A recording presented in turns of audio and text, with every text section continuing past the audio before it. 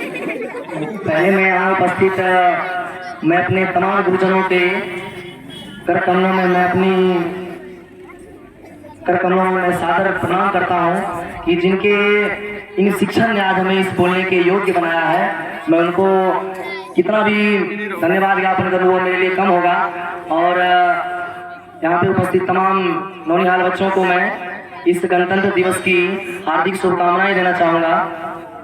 और आपको शायद पता होगा कि 15 अगस्त 1947 ईस्वी को मेरा ये देश आज़ाद हुआ था, हमारा ये देश आज़ाद हुआ था।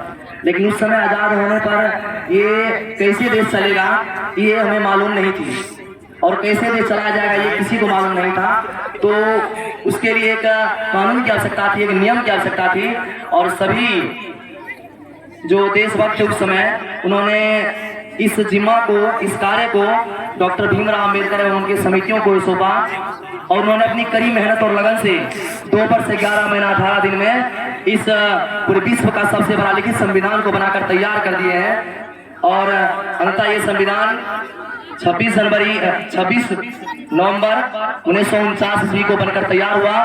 और उस समय इस संविधान को स्वीकार किया गया, लेकिन उस समय इस संविधान को लागू नहीं किया गया था। आप जानते हैं कि 26 जनवरी 1950 ईस्वी को संविधान लागू हुआ था। 2 महीने के बाद ऐसा क्या कारण रहा होगा कि उस संविधान को लागू करने में 2 महीना डेट को पोस्टपोन किया गया। तो इसके पीछे थोड़ी सी कहानी है, इसको थोड़ा जान लेते हैं कि दिसंबर 1929 ईस्वी में लाहौर अधिवेशन में, और उनकी अध्यक्षता कर रहे थे पंडित जवाहरलाल नेहरू जी। और उन्होंने उनमें मांग रखा था कि 26 जनवरी 1930 ईस्वी को अंग्रेज इस भारत को पूर्ण स्वराज घोषित कर देंगे, अगर नहीं तो भारत स्वयं इसे पूर्ण स्वराज घोषित कर लेगा। तो होना ही क्या था, अंग्रेज तो नहीं छोड़ने वाले थे।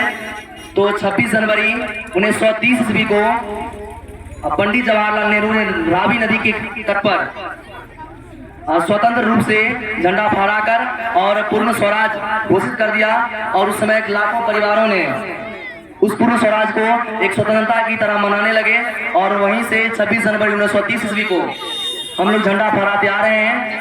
और जब ये लिखित संविधान 26 नवंबर 1949 को बनकर तैयार हुआ तो 2 महीने समय को डेली करके, और चूंकि 26 जनवरी 1930 ईस्वी इतिहास में एक बहुत ही महत्वपूर्ण दिन था, उसको याद रखना बहुत ही अति आवश्यक था।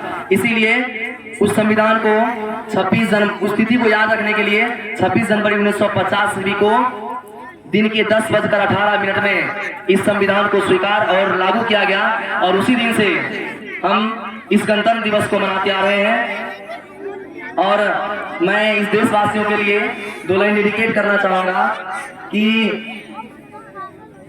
यही आगाज है मेरी और यही पैगाम होना चाहिए। यही आगाज है मेरी और यही पैगाम होना चाहिए कि वतन पे मर मिटने वालों का यही अरमान होना चाहिए। और कुरान, और चाहे आप गीता पढ़े या कुरान, पर हमारे सीने में हमेशा हिंदुस्तान होना चाहिए। और हमारे बहुत अच्छा है।